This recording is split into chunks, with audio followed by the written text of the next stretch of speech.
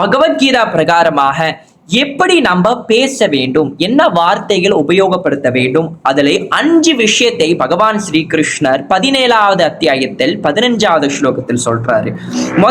நம்ம பேச ஆரம்பிக்கும் போது உண்மையான வார்த்தைகளை பேச வேண்டும், ட்ரூத்ஃபுல். 2வது பிளீசிங்கான வார்த்தைகள் பேச வேண்டும். 3வது பெனிஃபிஷியலான வார்த்தைகள் பேச வேண்டும். 4வது நம்ம பேசுற வார்த்தைகளை இன்னொருத்தனை எஜிடேட் பண்ணக்கூடாது, அவங்களை கோபம் தூண்டுற மாதிரி நம்ம பேசக்கூடாது. அண்ட் 5வது பேசும்போது சாஸ்திரத்தை பிரமாணமாக பேச வேண்டும், சாஸ்திரத்தை படிக்க வேண்டும். இதுல பாத்தீங்களா 4 விஷயத்தை செய்யணும்னு சொன்னாரு, ஒரு விஷயத்தை செய்யாதன்னு சொன்னாரு. செய்யக்கூடிய விஷயங்கள் என்னது? உண்மையான விஷயத்தை பேசணும், ட்ரூத்ஃபுல்லா பேசணும், பெனிஃபிஷியலா பேசணும், பிளீசிங்கா பேசணும், சாஸ்திரத்தை படிக்கணும், சாஸ்திர பிரமாணமாக பேசணும். செய்யக்கூடாதது எது? நம்ம யாரு மனதையும் அஜிடேட் பண்ற மாதிரி, கோபம் தூண்டுற மாதிரி பேசக்கூடாது. இதுதான் எப்படி பேசணும்னு பகவான் சொல்லியிருக்காரு. இப்ப ட்ரூத்ஃபுல்லா என்ன அர்த்தமா, ஒரு விஷயத்தை நம்ம ஷேர் பண்ணும்போது அது பொய்யான விஷயத்தை ஸ்ப்ரெட் பண்ணக்கூடாது, ரூமர்ஸ், காசிப்ஸ், இது நம்ம பண்ணக்கூடாது. இதுதான் பகவத்கீதால சொல்றாங்க. ஒன்னொன்னு பிளீசிங்கான வார்த்தைகள். இந்த காலத்துல நம்ம பார்த்தோமா, சம்டைம்ஸ் ஃப்ரெண்ட்ஸ்குள்ளவே ரொம்ப ஹர்ட்ஃபுல்லான வேர்ட்டை ரொம்ப யூஸ் பண்ணுவோம், ஆனா எந்த பிளீசிங்கான வேர்ட் யூஸ் பண்ற கல்ச்சரே ரொம்ப குறைவாக இருக்கு. பேசும்போது நல்ல பிளீசிங்கான வேர்ட்ஸாக சூஸ் பண்ணி அவங்க மனசை ஹர்ட் பண்ணாம பேசுறது ரொம்ப முக்கியம். அதோடு ரொம்ப முக்கியம் பெனிஃபிஷியலா இருக்கணும். ஒரு விஷயத்த பேசுறோமா, அவங்களுக்கு ஏதாவது அதுல இருந்து நன்மை கிடைக்க வேண்டும்.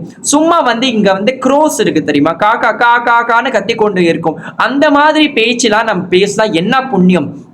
ஒரு விஷயத்தை பேசுறோமா, பெனிஃபிஷியலாக இருக்க வேண்டும்.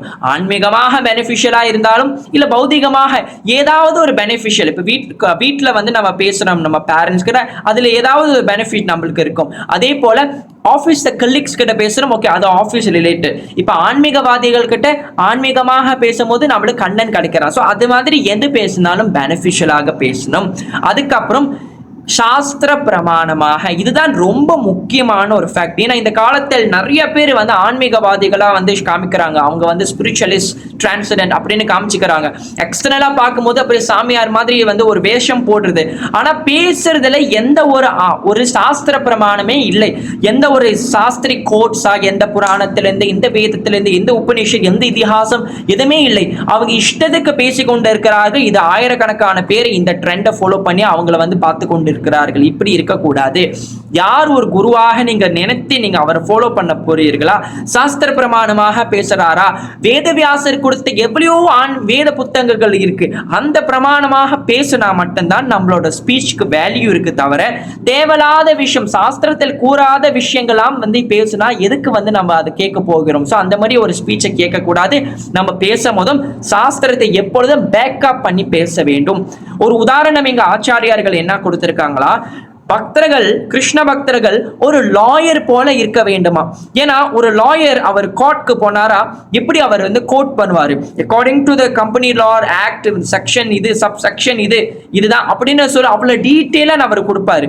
அதே போல ஒரு லாயர் போலவே எது பேசினாலும், இப்ப நான் சொல்றேன் பாருங்களேன், நான் இவ்வளவு நேரம் பேசிக்கொண்டதை எங்க பகவத்கீதாலை 17வது அத்தியாயத்தில் 15வது ஸ்லோகத்திலிருந்து பகவான் கிருஷ்ணர் கூறின 5 ஆஸ்டாரிட்டி ஆஃப் ஸ்பீச் நான் கொடுத்துட்டு இருக்கேன். அப்படின்னா நான் சாஸ்திர பிரமாணமாக தான் நான் இந்த விளக்கங்களை நான் கொடுத்துட்டு இருக்கேன். அதே போலவே யாரு பேசினாலும் கேட்கணும், சாஸ்திர பிரமாணத்தை கொடுங்க. சாஸ்திர பிரமான் என்பது என்ன? எவிடன்ஸ், சாஸ்திரிக் எவிடன்ஸ் கொடுக்க வேண்டும். சும்மா எல்லாரும் பேசுறாங்கன்னு கேட்க கூடாது. சரியா? நம்ம பேசும்போதும் சாஸ்திர பிரமாணமாக பேசுறது மிக மிக அவசியம். கடைசியானது, எந்த விஷயத்தை பேசினாலும் ஒன்னொருத்தங்களை மைண்ட் அஜிடேட் பண்ற மாதிரி பேசவே கூடாது.